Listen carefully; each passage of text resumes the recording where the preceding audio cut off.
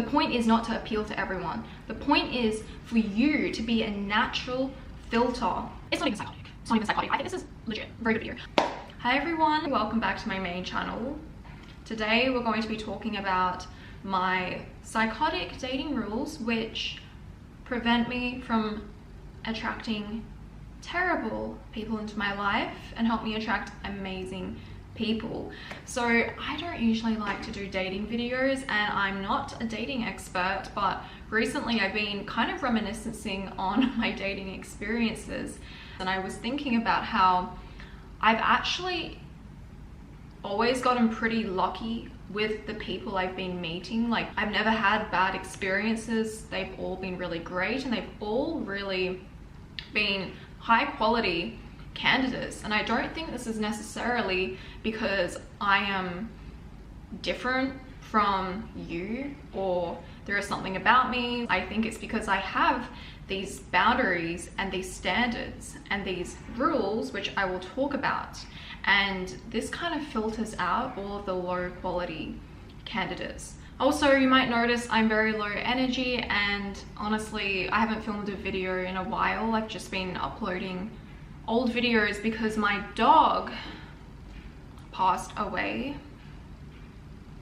So I was in Australia for a little bit, and it's like hard to get over losing a pet because they're like your child. I need toilet paper. Yeah, Bella was everything to me for 16 years. And it's interesting because whenever I've gone through like a death, like even my father's death last year, I don't really cry, I don't feel much, and that is your brain protecting you, and because your body, it holds on to everything. It's really important that you process these feelings and you sit with it, which is why I delayed the rebirth challenge, because I was like, if I do this challenge as planned in December, I won't be able to show up properly and I'll probably get ill later on. And also in the rebirth challenge, we talk about somatic healing, so it's kind of like going against what I'm saying. So if you guys are interested, starting January 1st now, so come and join. It's going to be life-changing. Losing someone is very, very difficult, and one thing I really would love to strongly emphasize to you guys is if you're going through anything that like is going to hurt a normal person and you feel nothing, you might think you're just extremely mentally strong, but it's your brain blocking out the emotions and your body is holding on to everything, and later on that actually can lead to sickness like cancer, disease. It creates inflammation, and I'll talk about it with you guys in the challenge. But let's go back to the video.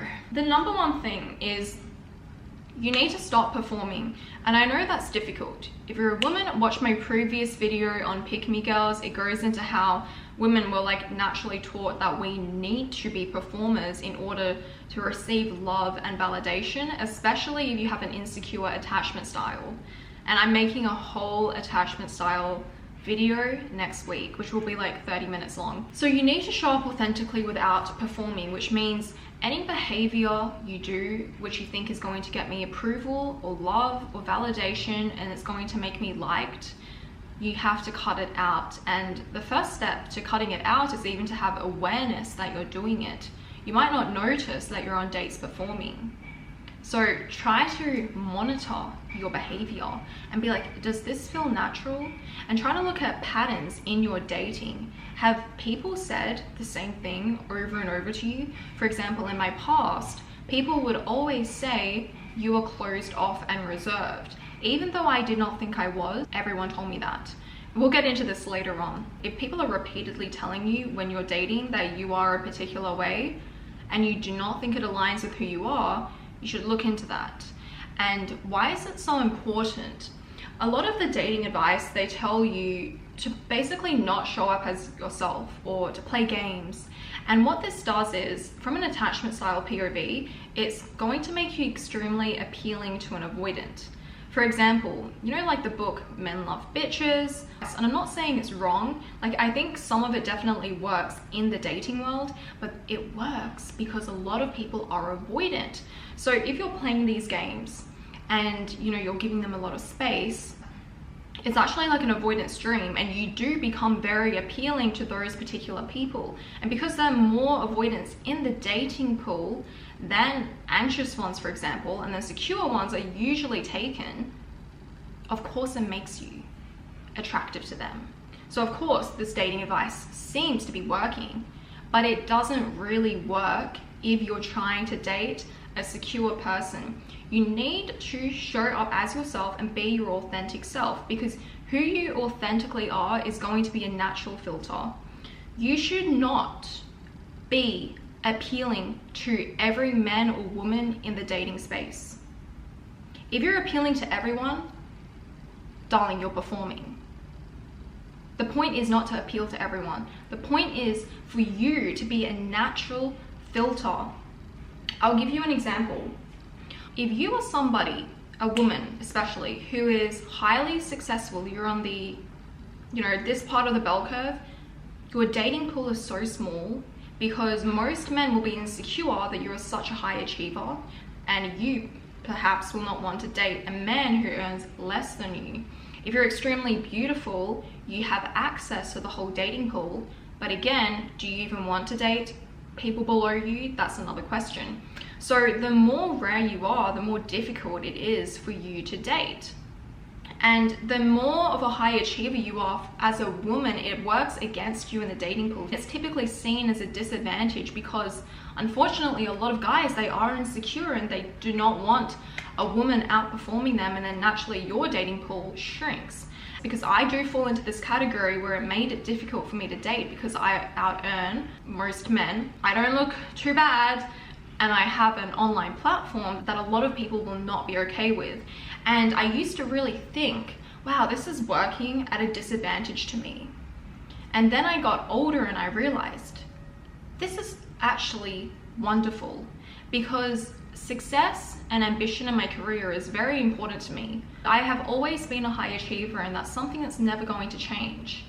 So let's say hypothetically I was not a high achiever and I was dating someone and later on I became a high achiever. They might not be okay with that. And in fact, my first boyfriend was not. He was incredibly threatened by that. While now, everyone I have dated has rooted for my success, because I had naturally filtered out all the people who would not be okay with me being a high achiever, or they would just have revealed themselves. And this is not just for success, it can be for your personality and your attributes too. And this will go into another point, but you need to try to remove your ego and be vulnerable and honest. So this is something I think a lot of us have issues with, and I've learned my lesson with it. Secure attachment people, they can really speak what's on their mind and communicate it in a healthy way without being threatened. And they can hold space for you to be emotional. While people who are avoidant, they will just avoid difficult conversations and they will push all of their emotions down. Anxious people have very reactive behaviors where they might overly text you, try to get love from you in any way, shape and form, and it can put the other person off. Now, if you're a fearful avoidant, what you might do is you will be so reactive, but you will keep it to yourself. So you will not message them wanting love or attention. You'll keep it to yourself, and it builds resentment. And you need to learn to communicate in a healthy way and communicate your needs, because that is a part of who you are. If you suppress it, you do not even know if that person has the emotional capacity to show up for you. So I think it is very healthy early on to communicate your needs, and maybe you can give them like a little test. Some people think testing is unhealthy. Look, it depends on the test, and obviously you don't want to be testing someone all the time, but it is healthy early on to, do a little test to see if they can emotionally show up for you. For example, if you do communicate your needs open and honestly, an avoidant may not be able to handle it and you'll see them back away. An anxious person might actually go all in on you, and then a secure person will just respond in a healthy way to you. So you'll have your answer right there. But if you suppress it, you're going to find out way later. And also, I think if you hold things in and then things end, you tend to ruminate on what can be and the things that you've left unsaid and you regret not saying to them. Some people say it's better to not say anything and leave in silence because you'll regret it. And I think that's true if you are reacting and you're not emotionally regulated. But you should always try to take a beat and say, I'll sleep on it, I'll come back to it tomorrow or the day after, and I'll really get my thoughts together and say what I need to say to you and like get it off my chest. Communicate what you need to communicate, because you may regret it at a later time. Likewise, you might regret it if you come from a reactive point of view and immediately just attack or go in or say things from this emotional reactivity instead of from an emotionally regulated standpoint. So be honest, be vulnerable. Remember, you will attract the right person for you by showing up as you. And if you're so guarded, you won't find love. I mean, that's what I was like in the past. Everyone would be like, you're so guarded. And I didn't think I was guarded, by the way. It comes from an attachment standpoint. I was a fearful avoidant, past tense. I was a fearful avoidant, which meant my nervous system would feel unsafe with every person. So especially when dating, I would be closed off because I didn't feel safe with them. And if they felt safe, then I could open up and feel like I would bond to them and feel feelings of love. So that's why it's very important to know your attachment style and to know your partner's attachment style or the people you're dating. I'm very shameless. This is what I used to do, guys. I gave everyone first date the attachment style test, and I asked them for their full report. I want to see it because I can know who you are. If you know someone's attachment style, you pretty much right off the bat know if they're going to be compatible with you or not. I don't do talking stages. I have never done talking stages. Okay, so what do we define as a talking stage? It is, you're not dating. You might just be like casually seeing each other, like texting every day, and you don't really know what direction you're going in. I think it's a waste of time. If you meet on a dating app or you meet in person, you need to go out for dinner or like coffee or whatever as soon as possible and get to know each other in real life. And then in between your dates, you can text a little bit. But your primary interaction should be in real life versus over the phone, because women and men were quite different. Women, we want intimacy and we want time with you very fast, while guys, some of them take longer to commit and they might want to keep you around and just like the idea of being able to access you and text you. So if you want someone who's committed and you want to see if someone's compatible, try to meet them as soon as possible. Because if you also prolong this talking stage online, you can just get attached to them. And when I was younger, my first relationship happened exactly like that, where we had spoken for 1 month online because I was in another city. When I came back to my city, we finally met. And I had realized who he was online was not who he was in real life, and I had attached so strongly to this online version of him that I couldn't let go of, especially because I was so young. I didn't know anything that I knew now. So I just attached, and it ended badly, obviously. So always meet in person. You really need to know what your non-negotiables are in a person. And one thing I want to add is, if you are an avoidant, you will tend to have a fantasy person, like the one, and nobody can reach the one. The one is used as a barrier to block out people from coming close to you, actually. Avoidants also, they are like perfect and they blame everyone else. They think very highly of themselves and tend to blame the other person. It's always like, it's not me that's the problem, it's you. There's a difference between having very high standards and strong boundaries and, having standards which are like, and I know because I can be considered one of those people, but sometimes you actually need to look at yourself and be like, am I just being avoidant? For example, like one of my friends, she met such an amazing guy, like the first guy she connected with, and her avoidant tendencies came out. This guy had no red flags, and she wanted to leave him because she didn't like his voice, or because his English was only 95% perfect. Our friends, we listened to his voice, sounded normal, maybe like 3% feminine, but really like not an issue. It was a non-issue. She wanted to leave because she was in her avoidant reactive state. And she knew it was wrong.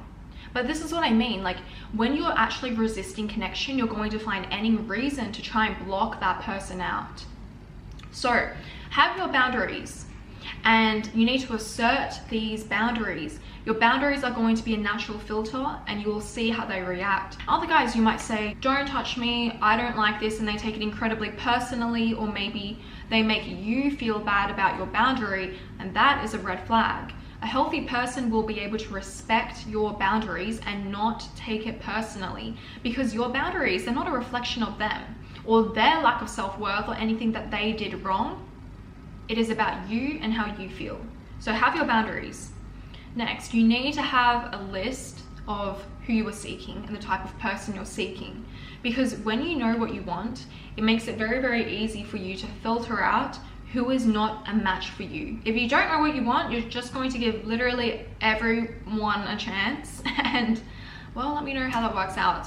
There is a rare occasion it works, but always know what you want. And this leads to another point. Back in the day when I was like 22, 23, we used to talk about data collection on my channel. Data collection was essentially something my married friends did, and they said before they found each other, they would both try to go on as many dates as possible, because they realized the more they dated, the more data they collected and realized, oh, this is what I want, this is what I don't want. While if you don't have the data, you may think you want something and you don't actually want it. And that's what I did. Like when I was 22, 23, I data collected. I wanted maybe 30, 40 dates. To me, I had enough data and I really knew what I wanted. And it was very easy for then me to attract that into my life, no matter how rare he was. You're going to attract whatever you believe. And ladies, I know it's a very tough pill to swallow, but if you completely go down this track of, I hate men, there are no good men in the world, there are no good women in the world, but you have that mentality, you will not find it. Because you can then find someone amazing. They do one little thing, because you're looking for rejection, you're looking for something to go wrong. Remember, you're looking for them to be like everyone else, and you will then push them away. And also, if you naturally have this filter of everyone is shit, everyone is going to be shit, and it's also universal spiritual law, you will attract it to you. Consistency over intensity. I know you may love to be love bombed because it feels so good and you're so amazing and beautiful. Why should they not be in love with you? But you need to understand that love bombing is usually someone who's a narcissist or the extremely anxious attachment trying to get close to you, and there is no foundation or stability. And that's why it fizzles out so quickly. Because someone who's secure attachment, they know that even if they think you're wonderful, they need to take the time to get to know you, to build a healthy and strong connection and have that foundation. And then through stability and consistency, that is what builds a strong relationship. If you just dive in, it usually ends as fast as it has begun. And secure, stable people who are healthy and know how to form healthy connections, they know that they do have to pace it. So be careful of love bombers. Okay, this is a big one. Don't take advice from people whose relationships you would not want to be in. If your friend's in a very toxic relationship, I wouldn't take advice from them. I would take advice from my friends who are in a healthy relationship. And even your single friends, like I would be aware of that, because it is true, like single people keep single people single. Don't be afraid to ask other people to introduce you. I used to meet people and be like, yo, this is my type. Let me know if you know anyone. And then they would introduce me. I'm casting a wide net. And it worked. I've talked about this before, but I think women are almost demonized now for wanting a relationship and for wanting love. And it's because for a long time we have worked to become independent of men and decenter them. So it's almost seen as going backwards if you want love in a relationship.